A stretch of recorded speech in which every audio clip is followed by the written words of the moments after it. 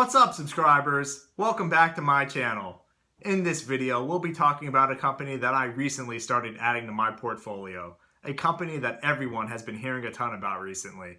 Pfizer, trading under the ticker PFE. But first, if you haven't already, be sure to subscribe so that you get notifications about our future videos talking about the stock market and personal finances. And while you're down there, if you haven't already, be sure to check out the links in the description to get your free shares of stock from Webull whenever you open and fund your account, as well as $10 of free Bitcoin from Coinbase whenever you open your account and make your first $100 purchase of cryptocurrency. So grab a cup of coffee or your favorite beverage of choice and let's jump into it. As you're all aware, Pfizer has been all throughout the news over these past few months as one of the first companies to come out with a vaccine for the pandemic. And we saw Pfizer's share price peak back in December whenever its vaccine was approved. But since that time, it has been consistently selling off, with Pfizer's share price falling down to $33 to $34 per share at the time that I'm recording this video. So why has the share price been falling so much recently?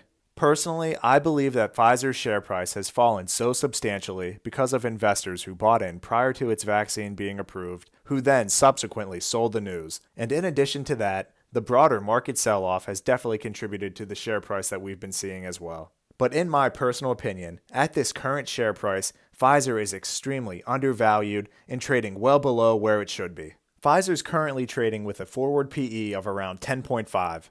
This is in comparison to some of the other healthcare companies that also just recently came out with vaccines, such as Johnson & Johnson, which is currently trading with a forward PE of around 16.8, Moderna with a forward PE of 17.8, and AstraZeneca, which is currently trading with a forward PE of 19.3.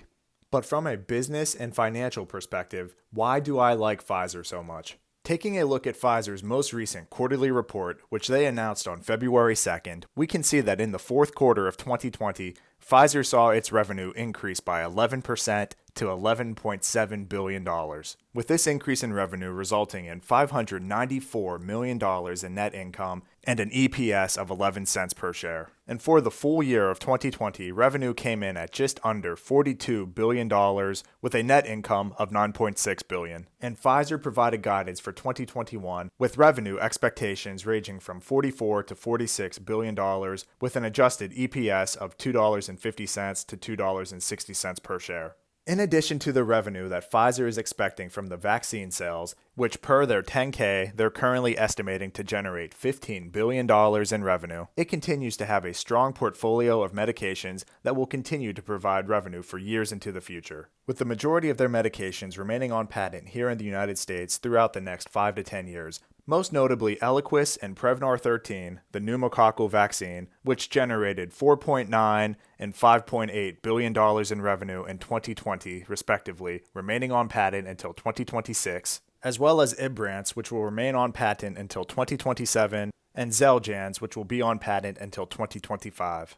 And these are just a few of Pfizer's sources of revenue, and they have an additional 95 medications that are currently in their pipeline. So with such strong financials and a growing business model that is going to continue to generate consistent revenues for years into the future, with the current pullback that we've seen in the share price, Pfizer was a company that I just had to add to my dividend growth portfolio. Currently, Pfizer is paying a quarterly dividend of 39 cents per share, which comes out to be an annual dividend of $1.56 per share and a current dividend yield of 4.6%. With a consistent dividend history paying 329 consecutive dividends, as well as growing revenues, I anticipate that Pfizer will be able to consistently grow its dividend year over year and perhaps even pay out a special dividend to shareholders due to the increasing revenues that they will be seeing because of the vaccine. For all of these reasons, I have been consistently buying shares of Pfizer, and as long as the share price continues to trade at these current levels, I will continue to add more shares to my portfolio.